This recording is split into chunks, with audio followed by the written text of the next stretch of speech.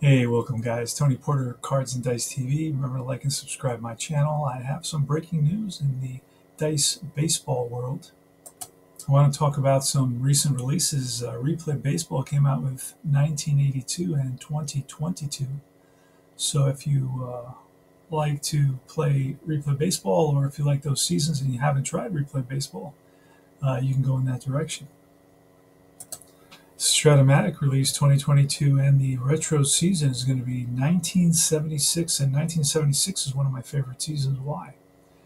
Because it was one of the first seasons that I played, and I remember replaying the Yankee season in that year. So that's exciting for sure. And this is the first time they're releasing that in the super advanced version.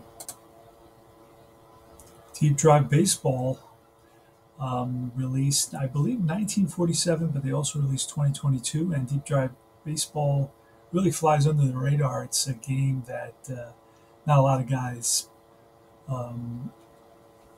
really, um, have taken on, because I think one of the things that holds them back is the fact that it's all PDF, and they have to have a printer, they have to put in the right paper, and and so on and so forth. They have to get to the file, and that whole process. And I don't think all our guys are really comfortable with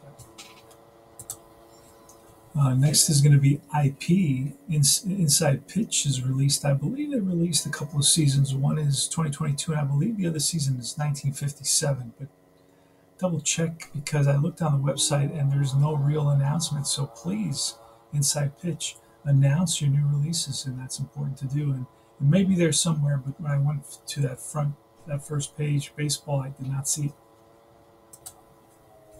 Baseball Classics is released the 2022 season, but they also have a PC version that you can bring up on your phone, and you can play the baseball game on your phone. Baseball Classics, so check that out. I don't know too much about it, but we'll see. And going back to the release by Stratomatic, they're also releasing some Diamond gem sets, some hero sets. I'm not sure if that's correct. I'm not sure the difference, but I know they're releasing a set that's black cardstock with white font, which is kind of unusual to me. And I'm thinking that maybe I don't know whether to they're releasing 400 sets. Do I kind of put it aside as a collector? Do I try to play with it, or do I send it to my radiologist to read for me? And I'm going to get to an unboxing. I received a set in the mail.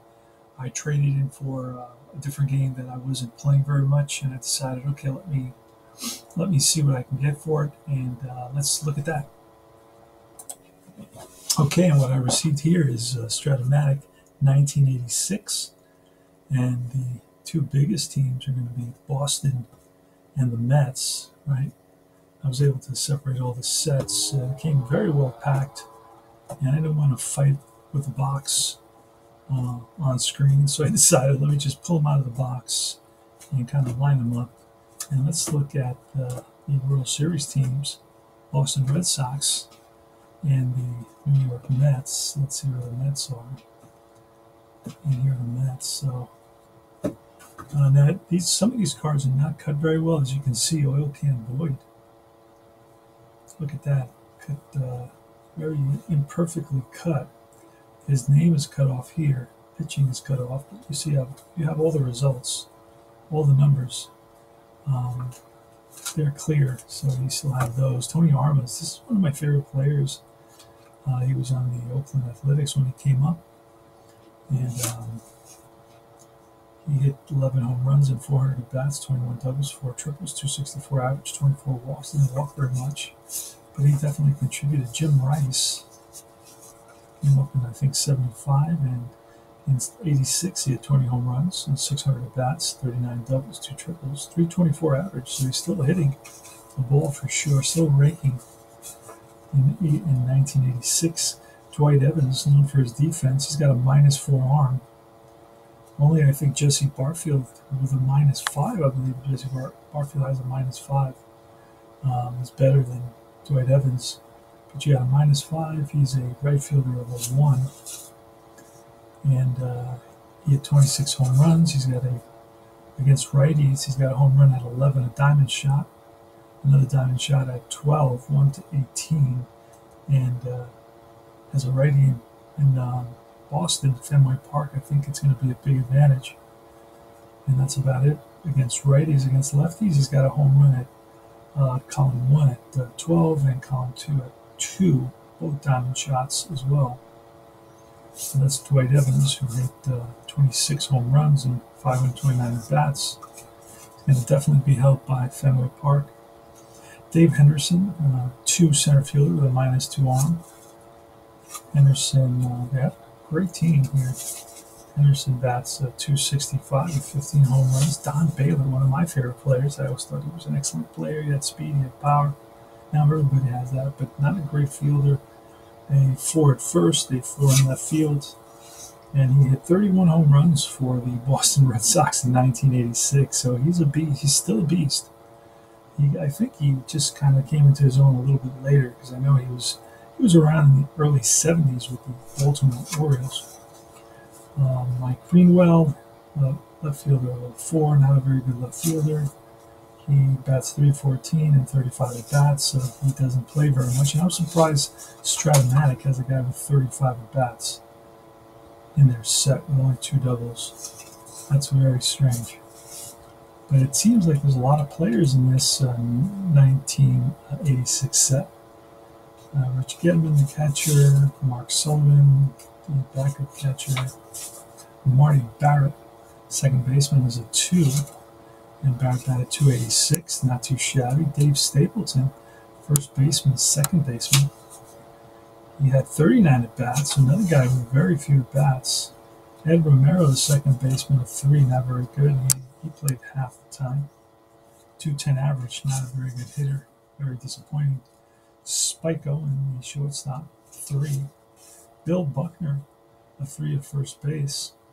And Buckner batted .267 with 40 walks. Hit 18 home runs, though. And I remember him as a line drive hitter. Here's Wade Boggs. I think Wade Boggs had a great season in '86, and he did, with a .357 average. So he should have a ton of hits. Most of his hits come in column 1. A lot of walks in column 3. Column 2, a single and a walk at 6 and 7, and the rest are outs.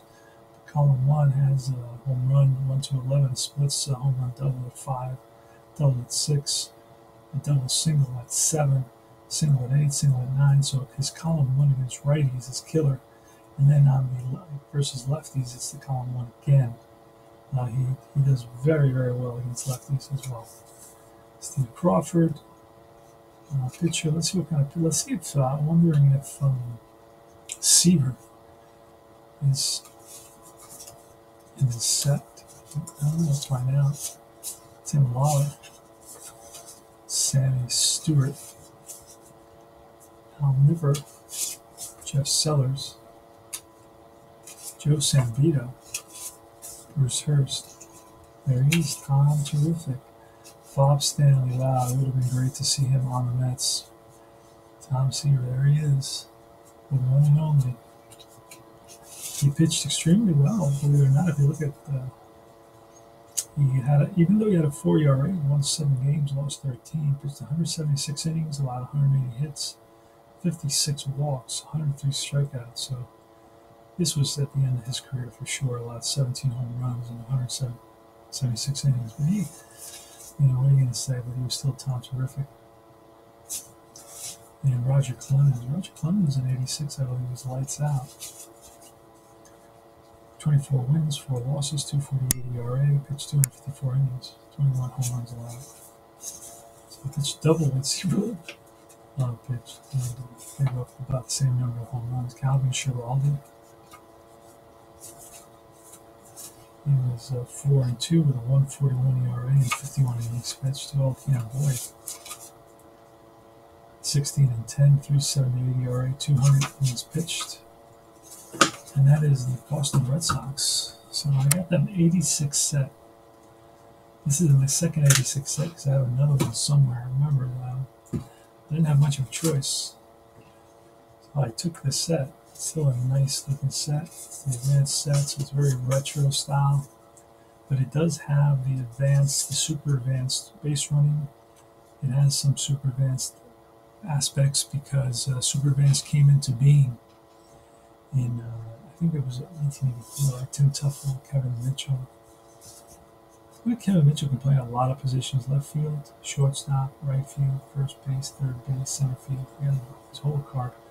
And then all the way down, you have 5 and 6 are going to be it's his lead, and he's out at a 10. Out of 10 from out. Let's turn these around like that. Bruce Bereni, pitcher. George Foster's on his team, and he eventually gets kicked out. Why? Because of there's a brawl. I think it's in Cincinnati, and he doesn't come out of the dugout. After that, his teammates didn't want to know anything about him. George Foster, 227, 13 home runs. Doug Sisk, he 3.3 ERA, 7 innings pitched. Wally Backman, Danny Heat, Rafael Santana, he was a 2 at shortstop in '86. Mookie Wilson, a 2 in left field with a +3 arm.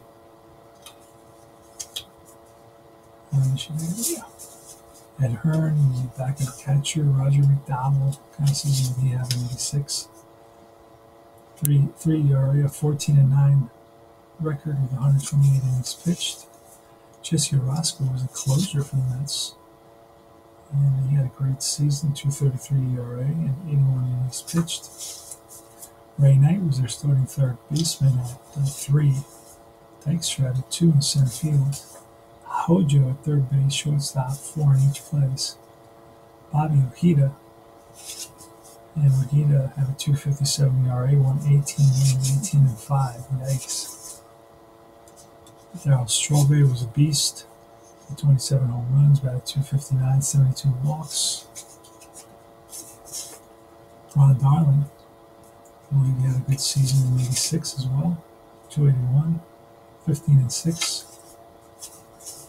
Gary Carter, the kid, and the kid had 24 home runs, 2 triples, 14 doubles, 62 walks, batted .255. Keith Hernandez was the leader on this club with 13 home runs, 34 doubles, and a .310 batting average, 94 walks.